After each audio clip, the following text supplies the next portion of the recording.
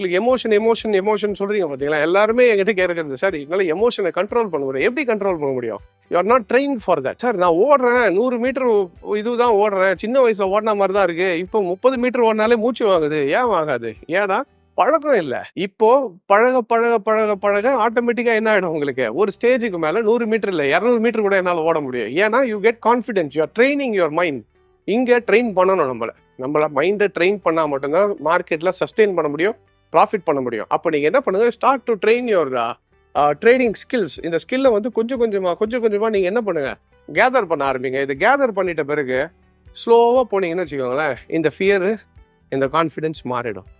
இந்த லாசஸ் பயத்தை கொடுக்காது. ஜெயிச்சாலும் அது என்ன சொல்றது, தலைக்கு ஏன்னா யூ ஆர் ஒர்க் அவுட். பின்னாடி நல்ல பேக்ரவுண்ட் ஒர்க் பண்ணியிருப்பீங்க. ஸோ ஃபர்ஸ்ட் நீங்க நாலேஜ் இஸ் இம்பார்ட்டன்ட்.